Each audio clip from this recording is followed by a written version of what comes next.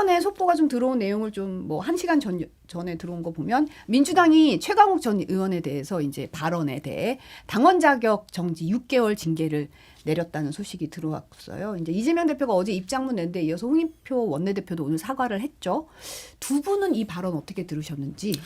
일단 뭐 굉장히 불편했던 발언이고 민주당에서 과거 민주당이 이제 여성의 어떤 권리를 신장하기 위해서 굉장히 노력했던 정당인데 그랬던 정당에서 그런 발언이 나왔다라는 것 자체가 굉장히 당황스러웠고요. 또 국민을 불편하고 실망시키는 발언에 대해서는 뭐 당이 단호하게 여기서 인정 없이 징계라든지 뭔가 행동으로 보여주는 것은 저는 뭐 잘했다라고 평가하고 싶습니다. 그래서 오늘까지도 저는 민주당이 여기에 대해서 어떤 결정이나 이런 것이 없었더라면 저도 비판하려고 했었어요. 그리고 과거에 저희가 미래통합당 때 총선 앞두고 몇몇 후보자들이 막말을 했었던 게 기억나거든요. 그래서 그때도 그 세월호 유가족을 향한 어떤 비판, 비난, 이런 성적 모욕 이런 것들이 있었는데 뭐 제명할 거냐, 당원권 정지할 거냐, 뭐 탈당 권유할 거냐 이거 가지고 한 일주일 동안 당에서 굉장히 혼란스러워했거든요. 그래서 어떤 극렬 지지자분들 또 반대도 있었고 그 와중에서 시간을 까먹으면서 사실 국민들께 실망시켜 드렸던 저희 당의 전례가 있었는데 민주당이 어쨌든 여기에 대해서 빠르게 조치한 거에 있어서는 저는 잘한 결정이다라고 생각합니다. 네, 일단은 굉장히 부적절한 발언이었다라고 생각을 하고 그 부적절한 발언 이후에 본인의 대처 역시도 국민들 보시기에는 참 좀 보기 불편한 광경들을 연출했던 것 같습니다. 특히 일단 최강욱 전 의원께서 그 문제 발언을 하셨을 당시에 옆에 동료 의원들이 있었잖아요. 근데 그분들이 웃으셨어요. 그러니까 일정한 뭐 제지를 하거나 뭐 정색을 하거나 하지 않고 웃기도 했었고 또 그 뒤에 이 발언이 논란이 되고 나니까 최강욱 전 의원께서 SNS에 뭐 이게 민주주의다 이 바보들아라는 거를 이제 영어로 표현을 쓰셨었죠. 그러니까 그런 모습만 봐도 이제 본인의 공식적인 사과가 뒷받침되지 않고 있는 것도 문제고 또 그 상황에서 오히려 뭐 동료 의원들이 좀 최 전 의원의 발언을 좀 두둔했다라는 얘기도 나오고 있어요. 뭐 의원 방에서 설전이 벌어졌다 이런 네네. 얘기들이 전해지면서 상당히 이게 당 안에서 이게 전 논쟁거리가 될 수가 없다고 생각하는데 명백하게 잘못이기 때문에 근데 이게 마치 이견이 있고 뭐 누군가는 최 전 의원의 발언을 옹호하는 상황이 연출되는 게 굉장히 좀 블랙 코미디 같은 상황이다 이렇게 봅니다. 근데 총선을 앞두면 네. 이 정치인들 발언이 굉장히 뭐랄까요? 튀려고 하시는 분들이 많아서 그런지 굉장히 성적 그런 모욕을 주는 발언들도 있는 것 같고 과거 사례를 보면 굉장히 좀 잘못된 국민 상식하고 벗어난 괴리된 그런 발언들을 많이 하시는 것 같아서 앞으로 좀 총선 다가오면서 야당도 그렇고 여당도 그렇고 정치인들이 어떤 발언을 하는 데 있어서 좀 더 신중한 표현을 할 필요가 있다 이런 말씀도 드리고 싶어요. 근데 어떻게 보면 이제 비판을 하더라도 좀 이제 표현이라든지 다르게 할 수 있죠. 다르게 할 수 네. 있거든요. 사실은 비판을 하고 어떤 맥락이 있었을 때 그 맥락에 대해서 이게 문제가 있다고 지적을 하는 게 우리가 조금 말씀하셨듯이 좀 거친 언행을 했을 때 더 자극적으로 다가오고 더 사람들이 많이 인용이 되니까 그런 부분에 있어서 좀 더 이렇게 서로 어떤 면에서 선에 대해서 우리가 좀 생각할 면이 있다는 생각이 좀 들긴 하고 아까도 뭐 잠깐 박성민 최고가 언급을 하셨지만 민주당 의원 단체 대화방에서 이 문제로 의원들 간에 설전이 있었다라는 보도가 계속 나오고 있는데 이게 뭐 이렇게 좀 내부 분열로 이어지는 거 아니냐 뭐 이런 얘기도 좀 나오고 있거든요. 네, 뭐 일단은 당에서 공식적으로 징계 조치를 했기 때문에 이것과 관련해서 의원들이 더 뭐 논쟁을 벌일 여지는 없을 것 같아요. 근데 저는 이번에 이 설전이 벌어졌다는 보도를 좀 살펴보면서 느낀 건 분명히 당 안에서 그러니까 일부 의원들의 특히 과격한 언행들에 대해 불편한 마음을 가지고 계신 분들이 많다는 거죠. 그러니까 이게 사실 의원 한 명 한 명의 언행은 결국 당의 전체적인 지지율과 직결될 수밖에 없잖아요. 그러니까 단톡방에서도 나왔던 얘기가 이런 거예요. 아니 뼈 빠지게 골목 돌고 선거운동하고 열심히 사람들 만나고 다니면 뭐하냐. 한 번에 이렇게 이런 발언들 나오면 다 망쳐버리는데 이런 거죠. 그래서 지금 전국 각지에서 지금 굉장히 민주당 후보자들이 또는 지금 의원들이 굉장히 열심히 이제 돌아다니고 있을 거 아니에요. 선거 가까워졌으니까. 근데 이런 뭐 발언들, 뭐 암컷 발언이라든지 뭐 그 전에 있던 여러 가지 논란들, 막말들 이런 게 터져버리면 아무리 지역에서 누가 열심히 해도 그 무용지물이 되는 거예요. 그래서 의원들 입장에서는 참다 이제 한마디 하는 상황들이 오는 거죠. 심지어 뭐 일부 의원들은 뭐 감쌌다라고 하니까 아니 이게 그럼 잘못되지 않은 거냐. 이거 누가 봐도 잘못된 거지 않냐. 이게 뭐 특정 언론이 기사를 썼다고 해서 문제가 되면 안 된다라는 그 관점에 동의할 수 없다. 이런 여러 가지 얘기가 부딪히고 있는 걸 보면서 어쨌든 각자의 판단은 지금 다 있는 거예요. 그러니까 침묵하는 다수가 있는 거고 그중에 또 강경하게 뭔가 행동하는 분들이 있는 거고 근데 그렇다고 침묵하는 사람들의 의견을 무조건 뭐 없다라는 식으로 취급하거나 무시하려고 넘어가거나 이럴 수는 없는 상황인 거죠. 선거를 앞두고 있다 보니까. 그러니까 뭐 정치권에서 문제가 될 수 있는 것들 상황들이 있을 수 있고 그렇지만 국민들이 바라보는 것은 그 당이 그 문제를 어떻게 해결하느냐 그 태도도 많이 보거든요. 어쨌든 민주당의 이러한 어떤 자극적인 발언들이 있었던 것 그리고 여기에 대해서 설전이 계속 오갔다라면 이것을 징계를 어떻게 할 것이냐 가지고 논의를 했더라면 또 극성 지지층들한테 끌려가는 그런 모습들을 보였더라면 국민들께서 더 많이 민주당에 실망을 하셨을 텐데 어쨌든 지금 민주당이 초기 대응을 빨리 불을 끄고 여기에 대해서 안 끌려가려고 하는 그런 모습들을 보이고 있는 것 같아서 나름대로 민주당 내부도 굉장히 복잡할 텐데 좀 지켜볼 필요가 있는 것 같고요. 민주당도 지금 뭐 조국 전 장관이라든지 송영길 전 대표라든지 이런 분들 계속해서 굉장히 강한 발언들 쏟아내고 계시잖아요. 그래서 민주당 주류 분들이 여기에 대해서 명확하게 딱 끊고 나가실 모습을 보여주실 필요가 있다. 이들하고 차별하지 않고 계속 탄핵 발언하고 이러면 국민들도 계속 지켜보고 있거든요. 그래서 민주당이 정말 국민의 어떤 그런 중도 확장에 대한 생각이 있다면 여기에 대해서 단호하게 계속해서 끊고 나가야 할 그런 필요가 있다고 생각합니다. 이재명 대표가 오늘 오후에 청년들과 만나서 청년 3만 원 교통 패스 관련해 가지고 정책 간담회 여는데 사실 이제 최근에 현수막 그 시한 문구 가지고 논란이 됐잖아요. 청년 비하 발언이다 해서 논란을 좀 일으켰는데 이 대표가 이제 직접 나서서 청년층 달래기에 나선 거 아니냐 뭐 이런 얘기 나오고 있는데 저 문구 보셨나요? 네, 워낙 많이 다뤄지다 보니까 봤고, 그러니까 좀 황당했죠. 현수막 처음에 보고 그러니까 처음엔 기사로 접했던 것 같은데 이거 우리 당에서 만든 거 맞냐라는 게 제 질문이었고 이걸 네. 진짜 건다는 거냐. 그러니까 뭐 시안으로 나온 거긴 하지만 네네. 그래서 이제 저거를 왜 뭘 위해서 거는 거냐라고 이제 제가 막 질문을 하고 다니기도 했었는데. 그러니까 이런 게 이제 걸러지지 않는 것 자체가 사실 조금 경보가 켜진 위기에 이제 경고음이 켜진 거라고 생각을 해요. 그러니까 실수는 언제나 있을 수 있고 또 뭐 잘못된 접근이 언제든 있을 수가 있죠. 근데 그 과정에서 저거 이상하다. 이런 건 하면 안 된다. 이런 말은 하면 안 된다. 저런 문구는 쓰면 안 된다라고 이제 선을 명확하게 그어주는 이른바 당내 이제 레드팀이라든지 아니면 자정작용의 기능을 할 수 있는 사람이 없는 건가? 이런 게 저는 오히려 좀 더 심각한 문제라고 봐요. 그러니까 체크가 됐어야 된다. 그렇죠. 그러니까 왜냐하면 저게 들어보니까 뭐 많은 사람들한테 보고가 된 건 아닌데 지도부랑 이제 총선기획단은 보고가 됐다라는 얘기가 있더라고요. 또 일부는 또 아니라고 얘기를 하지만 어쨌든 뭐 그렇다고 아무한테도 보고 안 하고 마음대로 내보낼 수는 없는 거잖아요. 당 시스템상. 그렇다고 한다면 누군가 봤을 거고 저게 이상하다라는 거를 판단해 줄 수 있었어야 되는데 그 기능이 전혀 작동하지 않고 저게 세상에 나오게 된 게 저는 굉장히 좀 당에서 지금 뭔가 어딘가 좀 고장 나지 않았나라는 걱정이 있습니다.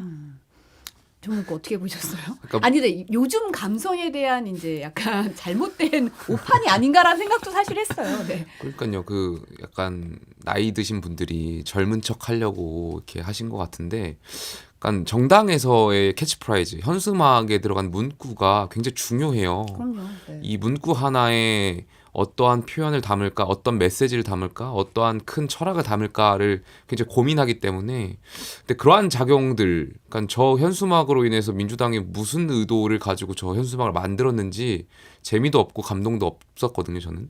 그래서 왜 저런 현수막을 만들었는지 그 배경 의도를 저는 전혀 이해하지 못했고 그럼에도 불구하고 저렇게 민주당이 뭐 업체를 통해서 했든 뭐 당 홍보위원회를 통해서 했든 잘 모르겠습니다만 저렇게 전국 시도당에 공문을 뿌릴 정도의 형태까지 왔다라는 것은 민주당이 정말 요즘 생각이 없는 것 같구나 이런 생각도 좀 해보고요. 글쎄요, 뭐 총체적으로 지금 당 대표 사법 리스크에 온 당이 막으려고 지금 거기에 신경이 가 있어서 그런지 모르겠는데 전혀 내년 총선을 위한 그런 자정작용 이런 것이 잘 이루어지지 않는 것 같아서 저는 여당의 일원이지만 참 여야 모두 건강하게 좀 상대를 건강하고 생산적인 비판을 해야 되는데 민주당이 좀 잘 못 되는 방향으로 가고 있는 것 같아서 안타까운 생각이 있습니다. 그 왜 그런 말 있잖아요. 이 설명해야 되는 유머는 실패한 유머라고. 그러니까 이제 어떤 네. 사람이 유머를 던졌는데 아무도 못 알아듣고 아 이건 이런 의도로 웃기려고 한 거야라고 했을 때는 사실 그건 이미 유머가 아닌 거잖아요. 그런 거랑 비슷한 거라고 봐요. 그러니까 정치권에서 던져야 되는 메시지는 뭐 호기심을 일으킬 수는 있을지언정 그게 뭔가 구체적인 의미를 갖고 있어야 되는 거고 또 기대가 되게 해야 되는 건데 이거는 사실 호기심이나 기대감이 좀 일어났다기보다는 좀 보고 굉장히 좀 기분이 나쁘잖아요. 막 청년들을 도대체 뭘로 생각하는 거냐. 되게 막 한심하고 이기적이고 막 무능한 존재처럼 취급을 하는 문구들이 있었기 때문에 결국에는 이렇게 아무리 의도를 설명해봤자 이미 1차적으로 좀 큰 오판을 해서 큰 실수를 했다 이런 생각은 했습니다. 네. 이준석 전 국민의힘 대표가 이제 천하 용인 네 분과 함께 오는 26일 날 일요일에 대구 간다는 보도가 나왔는데 지지자들과 소통 행사한다고 가시나요? 그러니까 일단 그 어제 줌 미팅을 저희가 했는데 네, 줌 미팅. 네, 네. 그러니까 뭐 제가 급할 때 뭐 다 만나기가 쉽지 않은 상황이니까 지리적인 여건이 있다 보니까 가끔 이제 줌을 통해서도 이제 회의를 하는데 공교롭게 또 제가 어제 방송 중이었어요. 그래서 저만 그 회의를 참석을 못했는데 그 줌 미팅에 참석을 못 하셨군요. 참석 못하고 이제 회의 결과를 나중에 이제 전화로 이제 전해 들었는데 그 과정에서 지지자분들하고 좀 만남을 하려고 한다. 그리고 대구에 가서 아무래도 그 천하람 위원장도 말씀하셨지만 대구 자체가 지지자분들에 대한 어떤 밀도가 높기 때문에 좀 가서 좀 여러 가지 이야기도 하고 뭐 창당 이런 것과 별도로 그런 지지자분들에 대한 감사의 표현도 좀 하고 또 피드백도 있을 거고 여태까지 저희가 뭐 잘하는 것도 있고 잘 못하는 부분도 있을 거기 때문에 거기에 대한 어떤 질의응답 과정을 좀 하려고 한다. 그런 얘기를 들었고요. 저도 일요일이 지금 계획된 일정들이 있었는데 지금 조정하고 있습니다. 그래가지고 가서 가급적이면 좀 함께 해서 좀 이야기를 하고 싶은데 좀 일정 조정을 좀 잘 해보겠습니다. 네. 이게 그 온라인 연락망 모집한 그 지지자들 예, 아마 제가 알기로도 그렇게 알고 있습니다. 행사인데, 근데 사실 지난 회동에서는 뭐 계획은 알겠다 공유는 했지만 상당히 신중하게 접근하겠다 예. 뭐 이런 취지였던 것 같은데 예. 뭐 좀 달라진 게 있나요? 아니요, 뭐 계속해서 다 모두가 신중하고 있고요. 결과적으로 핵심은 대통령실의 변화와 당 지도부의 변화가 저는 주 핵심이라고 생각되고요. 얼마든지 변화가 있더라면 국민을 향한 목소리에 귀를 기울이는 그런 변화가 있다라면 저는 당내에서 계속 해야 된다 목소리를 내고 있기 때문에 그 변화의 핵심은 대통령과 당 지도부에 있다라고 좀 말씀드리고 싶습니다. 근데 이준석 전 대표가 뭐 한 10만 명까지 예상을 한다고 했는데, 근데 사실은 이제 현역 의원들은 어느 정도 관심을 갖고 있는지 사실 이런 게 언론에서는 이런 걸 좀 궁금해하잖아요. 이게 뭐 좀 시선이 달라졌는지 좀 느끼시는 게 있나요? 현역 의원분들은 아무래도 좀 지켜보고 계신 것 같아요. 신중하고 아무래도 현역이라는 그 타이틀이 있기 때문에 선뜻 뭐 함께 한다 이런 말씀을 지금 상황에서 하기가 굉장히 부담스러우시고 시기적으로 또 많이 남았기 때문에 또 그러면서 한편으로는 본인들 현실적으로 공천 문제도 걸려 있고 여러 가지를 다 보고 계신 상황인 것 같아요. 그렇지만 하루 만에 뭐 몇만 명 모였다라는 그 기사를 보시면서 좀 놀라시는 현역 의원분들도 있는 것 같고요. 현역의 의미는 아무래도 언론에서 관심을 가질 수밖에 없죠. 그 현역 의원이 많이 오면 많이 그런 힘을 실을수록 만약에 정말 창당을 하게 된다라면 기호 그쵸, 정당 기호 달라지죠. 문제도 있을 수 있고 여러 가지 뭐 의미가 담겨 있는 거기 때문에 현역 의원들의 그런 합류 문제는 좀 언론이 관심을 갖고 국민들도 관심 가지실 것 같고요. 좀 지켜보시는 것 같습니다. 그 온라인 지지자들 뭐 3만이다 뭐 이런 얘기 할 때 좀 어떻게 보셨어요? 일단 생각보다 빠른 속도로 모이고는 있는데 뭐 최종적인 숫자가 얼마일지가 더 중요하니까 그 수치를 봐야겠죠. 근데 아마 그 국민의힘에서는 말은 안 해도 그러니까 내색은 못해도 좀 불안할 수는 있겠다 싶어요. 왜냐하면 그동안 사실 이준석 전 대표의 지지세라든지 이런 것들을 조금 폄훼하는 목소리도 내부에서 있었던 걸로 기억하거든요. 예를 들면 이준석 전 대표가 이제 대표직에서 내려오게 되면서 뭐 징계받고 했을 때 정말 이준석 전 대표가 그렇게 청년들의 열광적 지지를 받는다면 정말 많은 사람들이 뭐 국민의힘 당사 앞에 찾아와서 시위를 한다던가 뭐 여러 가지 방식으로 그 조직력을 보여줄 수 있는 거 아니냐. 그런데 봐라 아무것도 없지 않느냐. 이렇게 이야기를 하는 분들이 있었던 걸로 전 기억을 해요. 근데 이번에는 사실 이준석 전 대표도 계속해서 수치를 공개함으로써 좀 국민의힘의 위기감을 심어주고 있는 거고 또 이 수치를 공개하기 전에 뭐가 있었냐면 정치권에서 이준석 전 대표의 신당론은 사실 뻥이다 이런 음. 얘기가 있었어요. 그러니까 본인 그 입지 높이려고 체급 더 키우려고 그냥 일종의 던지는 거짓말 같은 거다라는 얘기도 있었는데 그거를 좀 불식시키는 구체적 행보를 보여주는 거죠. 그리고 대구에 간다라는 건 저는 이게 왜 한동훈 장관이랑 오버랩이 되는지 모르겠지만 어쨌든 한동훈 장관과 이준석 전 대표가 연대를 할 것이냐 뭐 이런 얘기들도 지금 나오고 있는 만큼 이준석 대표의 신당은 제가 봤을 때 그래도 꽤 구체화되고 있는 것 같다. 다만 제가 궁금한 건 이제 김용태 전 최고가 거길 가냐 마냐인 거거든요. 신당에 가냐 마냐인데 대구를 같이 가신다는 거는 그래도 꽤 의미심장하지 않나 아니 뭐 싶습니다. 그렇게 과하게 해석하실 필요는 없을 것 같고 제가 이럴까봐 제가 일부러 못 가, 안 가신 거 전혀 아니죠? 그 창당에 대한 결정한 바가 없고요. 네. 일단 지지자분들 그 소통하는 자리라고 하니까 거기에 좀 지지자분들하고 또 만나고 싶어서 저도 이야기도 좀 듣고 싶고 날 것 네. 정말 그분들의 어떤 표현 정말 대통령실과 당에 대한 어떤 그 목소리들을 좀 들어보고 싶어가지고 그 자리에 가는 게 의미가 있겠다 생각된 거죠. 네, 너무 알겠습니다. 과하게 해석하시네요. 다음에 어떻게 지지자 모임에서 어떤 얘기가 나왔는지는 다음에 좀 들어보면 될 것 같고 아까 네, 대구 갔다 와서 막 결심하고 오실까 봐. 될거 이 정도면 될 것 같다 이렇게 생각할 수 있거든요. 네. 네, 어떻게 될지 한번 봐야겠네요. 네. 그러니까요. 근데 아까도 이제 한동훈 장관 얘기를 했는데 사실은 이제 굉장한 광폭 행보를 보이고 있고 뭐 지지자가 만들었다는데 현장 방문 일정 표기한 동은여 지도까지 등장했다고 해요. 이게 총선 앞두고 이제 지금 사진으로 네, 나오고 보이는데 있네요. 네. 뭐 총선 앞둔 전국 투어 아니냐 이런 얘기가 나오고 있어요. 어떻게 보세요?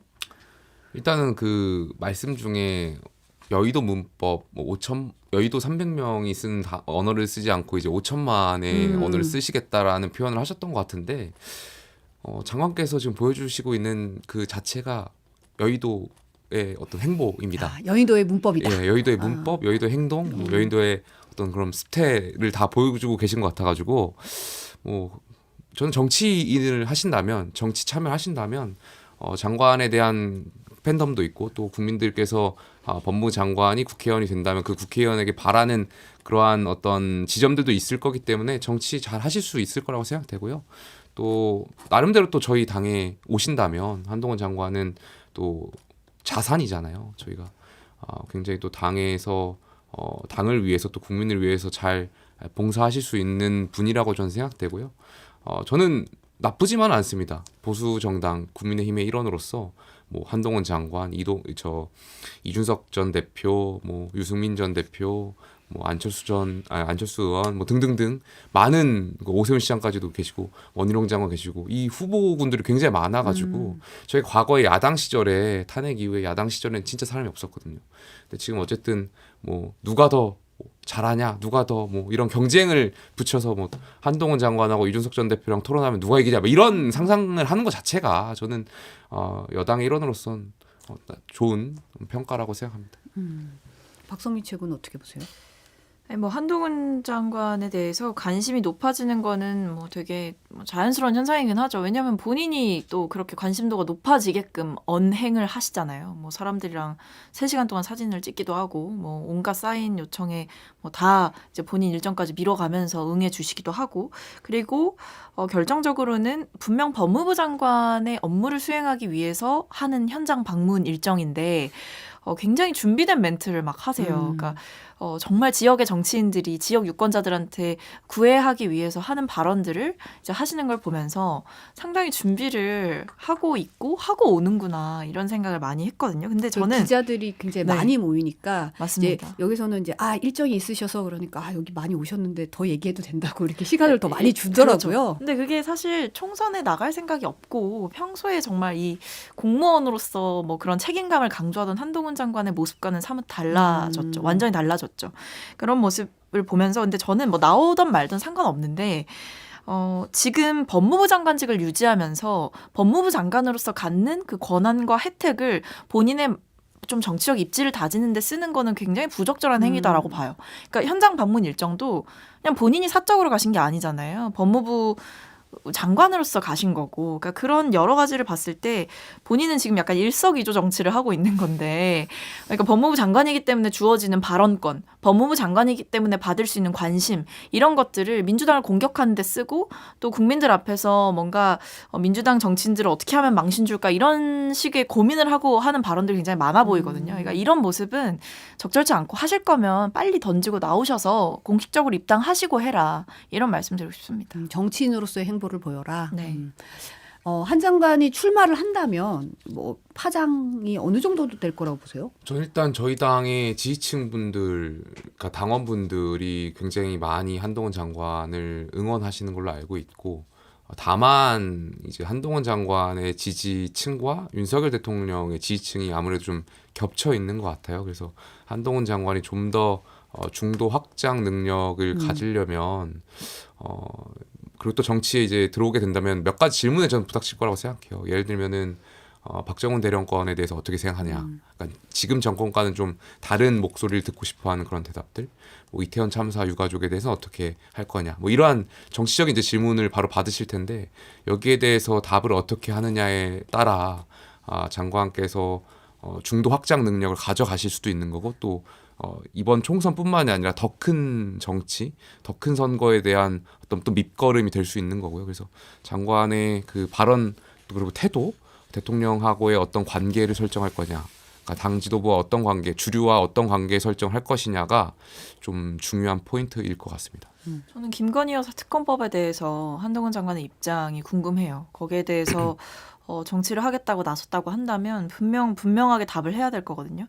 근데 한동훈 장관의 가장 큰 지금 자산이자 가장 큰 약점이기도 한 것이 결국에 윤석열 정부의 법무부 장관이라는 거고, 그리고 앞에서도 박순봉 기자님이 뭐 로열 패밀리 이런 얘기를 하시던데, 그러니까 정말 이 어떻게 보면 원년 멤버라는 거죠. 그러니까 윤석열 대통령을 그만큼 가깝고 윤석열 대통령과 정말 좀 친분을 갖고 있고 또 일도 같이 했고 이런 모든 게, 그러니까 윤석열 대통령 자체가 한동훈 장관한테 베네핏일 수도 있고 리스크일 수도 있는 거예요. 그 점에서 한동훈 장관의 지지율이 그래서 윤석열 정부와 연동될 수밖에 없을 거다라고 보는 시각이 굉장히 많은데, 여기서 한동훈 장관이 어떻게 보면 윤석열 대통령을 배신하고 본인의 중도 확장이나 지지층 확장을 위해서 뭔가 행보를 할 것이냐, 이 부분이 사실 정말 정치에 입문한다면 중요한 관전 포인트가 되겠죠. 아니 그 대통령을 배신한다라는 표현은 적절하지 않은 것 같고요. 원칙과 국민의 어떤 상식에 부합하는 행동을 보일 거냐, 그런 행동을 보인다고 해서 뭐 대통령을 배신했다 이런 건 아닌 것 같습니다. 근데 기본적으로 이제 대통령의 지지율이 어느 정도 박스권에 갇혀 있다고 했을 때 어떻게 해야 본인의 확장성을 보여줄 것이냐, 자기 정치를 어떻게 할 것이냐, 어떻게 가져갈 것이냐, 네. 이게 이제 관전 포인트가 되겠죠. 앞으로 네. 어떻게 될지. 근데 김기현 국민의힘 대표가 이제 본인의 역할론을 강조하시기 위함인지 이제 네. 슈퍼 빅텐트를 치겠다 이런 얘기를 하셨어요. 어떻게 보면 이제 이준석 신당도 약간 의식한 것 같고. 근데 저희 당 대표의 어떤 언론의 집중도가 조금씩 떨어지는 것 같아서 좀 마음이 아픈데요. 그러니까 과거에 인요한 위원장하고 이제 김기현 대표랑 지역 일정이 이게 동떨어져 있는 지역을 같이 하는 날이 있었어요. 근데 인요한 위원장을 따라갔던 이제 기자분이 저한테 그러더라고요. 여기는 기자분들 한 30명 왔어. 근데 당대표 그 와크는 한 6명 갔다라던데 막 이런 말씀하시는 거예요. 그냥 언론의 주목도가 지금 당대표를 향해서 굉장히 줄어드는 것 같아서 좀 안타깝고요. 거기다가 이제 한동훈 장관 이야기 나오고 이준석 전 대표 이야기 나오니까 김기현 대표의 어떤 입지가 더 줄어드는 것 같고, 지금 비대위 얘기도 막 나오고 있는 거잖아요. 그렇죠. 이 자체가 좀 안타까움이 있고요. 그리고 김기현 대표께서도 결정의 순간에 좀 임박한 것 같다 이런 말씀 좀 드리고 싶고, 슈퍼빅 텐트 얘기하셨는데 텐트를 잘 안 쳐보신 것 같아요. 텐트 치려면 배수를 정비해야 되고요. 그러니까 내가 막 크게 친다고 해서 크게 칠 수가 없거든요. 땅 고르기도 좀 하고. 물도 그럼요. 안 새게 해야 되고. 물 안 새게 해야 되고. 이거부터 하고 땅 다지고 한 다음에 텐트를 칠 수 있는 건데 밑에 그 박는 것도 잘 박아야 되고. 제가 걸스카우트 튼튼하게. 출신이라서 그러니까 배수로 좀 파봤거든요. 배수로를 잘 네. 파야 되잖아요. 그럼요. 근데 중요하죠. 지금 당내에 있는 인사들조차도 이렇게 통합이 잘 안 되고 화합이 잘 안 되는데 과연 민주당에 있는 그런 비명계 의원들한테 손을 내민다고 해서 이분들이 어떻게 잘 화답을 하겠습니까? 당내의 이런 문제부터 당대표의 리더십을 보여줄 때가 오지 않았나 생각됩니다.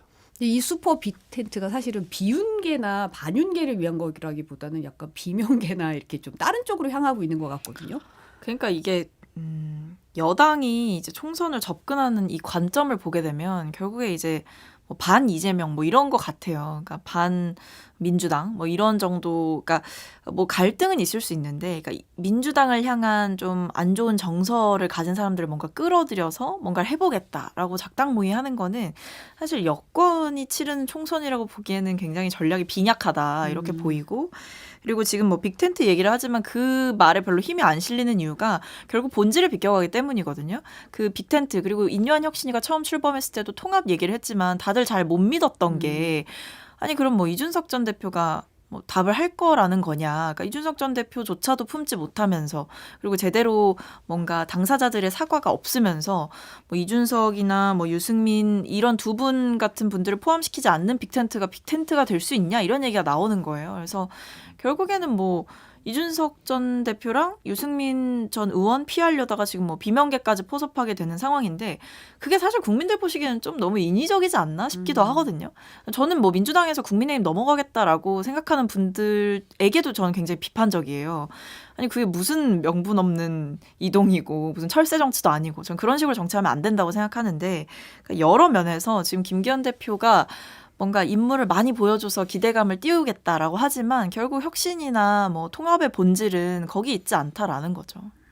요거 잠깐 또 하나만 짚어보고 갈게요. 이게 정개특위위원회가 4개월 만에 재가동을 했는데, 지금 보면 비례대표제 개편안 두고 여야 간이 지금 대치가 좀 있잖아요. 네. 보면 국민의힘에서는 어제 그러니까 우리가 사전 합의를 했다. 지역구는 소선거구로 가고 비례대표는 권역별 병립형으로 하는 걸로 이제 뭐 각 당 총회 회부하기로 했다고 주장을 한 상황이고, 야당 같은 경우는 이제 현행의 준연동형 비례대표제를 유지하는데 부작용으로 나온 위성정당을 막자, 이런 쪽으로 가자라는 입장인 것 같아요. 보니까 상황이. 선거구제에 대해서는 어떻게 생각하세요? 일단 저 여당의 입장 당연히 이해가 가요. 과거에 4년 전에 이제 선거구제 개편할 때 준연동형, 그러니까 연동형인데 이제 한시적으로 준연동을 하겠다고 할 때도 저희는 그 당시에 미래통합당, 자유한국당 시절에도 반대를 했었기 때문에 지금도 이제 반대를 하는 입장일 거고, 이제 과거에 병립형으로 돌아가자 뭐 이런 주장에 대한 명분도 있다라고 생각해요. 처음부터 반대했었기 때문에. 다만 제 개인적인 생각입니다만 어쨌든 준연동형, 연동형이라는 제도가 이제 시작이 됐고, 우리가 제도라는 것이 퇴보하면 안 되고 나아가야 되는 거잖아요. 그리고 결과적으로 민주주의라는 것이 이 사표를 방지하고 더 많은 국민의 목소리를 국회가 더 많이 담을 수 있는 환경이 조성되어야 되는데, 물론 이 준연동형에서 이런 위성 정당을 난립하는 그러한 한계점이 있었기 때문에 이러한 것을 좀 바꿔 나가면, 위성 정당을 생길 수 없게끔 좀 제도를 보완해 나가면, 저는 연동형이라는 것 자체가 다원성에 기반한 민주주의의 좀 더 다당제 체제를 구축시킬 수 있는 선거제일지도 않을까, 그런 개인적인 생각이 있어서 여당의 그 반대도 입장이 이해되지만 야당이 여기에 대해서는 좀 결단해야 될 문제지 않나, 이런 생각이 있습니다. 네. 저는 일단 연동형으로 가야 된다. 그러니까 현행 하다못해 현행이라도 유지해야 되지. 이걸 뭐 과거로 회귀하는 방식은 국민 앞에 계속해서 약속을 저버리는 민주당의 모습을 보여주게 될까봐 좀 두려워요. 그러니까 왜냐하면 이게 대선 때도 얘기가 나왔던 거고, 선거제를 이제 우리가 바꾸는 과정에서도 굉장히 좀 많은 이제 부침이 있었고, 그럼에도 민주당이 해냈던 거잖아요. 근데 그렇다고 그래 놓고 이제 와서 갑자기 돌아가자라고 하는 거는 사실 우리가 했던 싸움의 명분은 우리 스스로 져버리는 거죠. 그러니까 거기서 그럼 무슨 얘기가 나오냐면, 그럼 국민의힘이 위성정당 만든다는데 어떡하냐라는 건데, 그러니까 잘못된 행위를 하는 사람들에 대해서 비판을 하는 것이 맞고 그와 다른 행동을 해야 차별성을 보여줄 수 있는 것이지, 저 사람들이 위성정당 만들 것 같은데 우리는 어떡하지? 라고 얘기하는 것 자체가 저는 좀 싸움의 접근 방식이 좀 잘못된 것 같다라는 생각이 있습니다. 결국에 우리가 그토록 선거법 개정을 외치고 함께 다른 야당들 묶어서 했던 이유도 그게 명분이 있고 이유가 있으니까 한 거잖아요. 지금의 이 정치체제, 양극단의 정치체제로 가서는 안 된다. 여기에 머물러서는 안 된다. 이 합의가 있었기 때문에 저는 했던 거라서, 우리가 했던 약속들, 국민들께 뭐 대선 때 했던 약속이라든지 과거에 했던 약속들을 스스로 저버리는 거는 더는 해서는 안 된다라고 생각합니다. 근데 이제 이 와중에 이제 허영 의원이, 민주당의 허영 의원이 이제 준연동제 비례대표제 복잡하다, 산식 복잡하다 얘기 나오니까 국민들은 그 산식을 알 필요가 없다라고 라고 해서 이제 논란이 돼서 사실 오늘 사퇴를 하셨잖아요. 네. 정개특위에서 네, 네. 사퇴를 했는데 요 발언은 어떻게 보시나요? 그러니까 이게 제가 이렇게 우리 당 의원님들 또는 정치인들의 발언을 계속 뭔가 수습하고 사과해야 되고 이런 상황들이 있는 것 같은데 일단 잘못된 발언이죠. 본인도 인정을 하셨기 때문에 또 빠르게 조치를 한 거라고 생각을 하고요. 선거법이 복잡할 수 있어요. 복잡할 수 있고 국민들이 다 알기 어려울 수 있지만 그렇다고 해서 국민들이 알 필요가 없다 이렇게 얘기하는 건 또 완전히 다른 문제이기 때문에 요즘 민주당이 굉장히 계속되는 설화 리스크를 보면서 좀 우리가 발언을 할 때 거듭 신중에 신중을 기해야 되지 않을까. 이 정치인들이 지켜야 되는 최소한의 선이 있고 국민들 앞에 있어야 되는 그 존재해야 되는 예의가 있는 건데 그게 지금 우리 정치권에서 뭐 여야를 막론하고 되게 많이 사라져가고 있는 것 같아요. 그 발언의 금도라는 게. 그래서 좀 한 번 더 다시 성찰해봐야 될 때인 것 같습니다. 그러니까 오만한 발언이죠. 그러니까 물론 이 의원이 그 의도가 그게 아니었다고 하더라도 국민들이 봤을 때는 굉장히 오만한 표현인 거잖아요. 그리고 선거 때가 되면은 다 캐치프라이즈 보면 나는 국민의 공복입니다, 뭐 머슴입니다 하면서 막 그 머슴 빗자루 쓰는 그런 캐치프라이즈 그런 모습 캐리커처 만들어가지고 막 나오고 그랬던 정치인들이 이제 와서는 국민들은 그 사실을 알 필요가 없다 이렇게 말해버리면 듣는 국민 입장에서 굉장히 불쾌한 표현일 수밖에 없고 이게 제가 4년 전에 미래통합당 때 보니까 한 번 망언이 나오기 시작하면 계속 터지더라고요.